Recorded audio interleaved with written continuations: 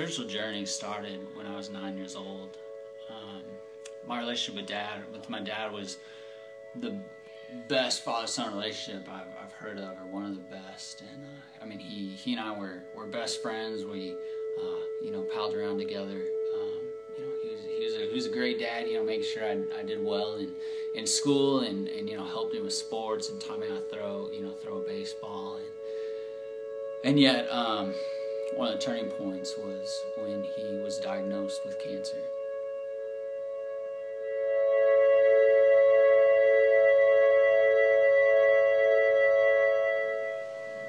The type of cancer he had was non-Hodgkin's lymphoma. And because of who he was a big man. He was 6'2", probably 320, and not a fat 320. He was a big, strong guy.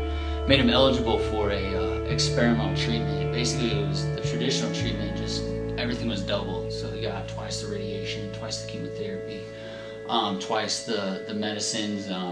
Ended up having some injections done, and all part of this to get this cancer that was attacking his lymph system. And things were going well.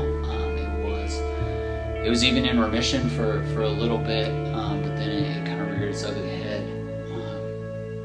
And we went back into the hospital, and one night we got a phone call. I was home. I was actually at my grandmother's house. We had some family in town.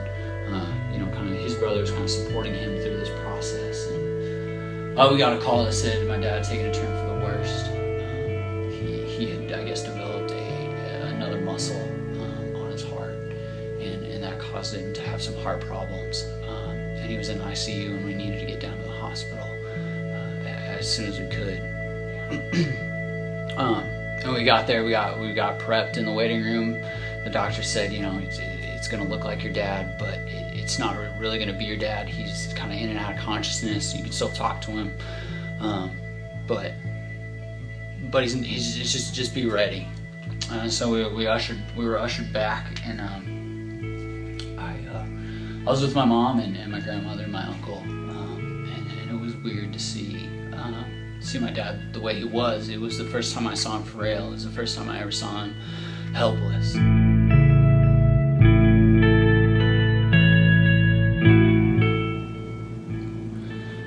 At that point, they were telling me to talk to him, and I couldn't. I was fighting back tears. I was scared. I didn't know what to do, and so I ran. I ran away, and my mom followed. My mom followed me, and we went back to my grandma's house, and we were just waiting and just crying and terrified. And a little bit later, they walked in, and they said they didn't call you yet. And they said no, we hadn't heard anything. And my grandma said he'd passed away shortly after we had left.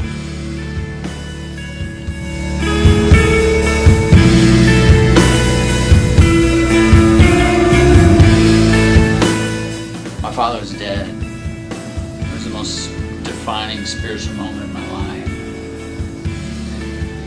I found God as my spiritual father, my heavenly father.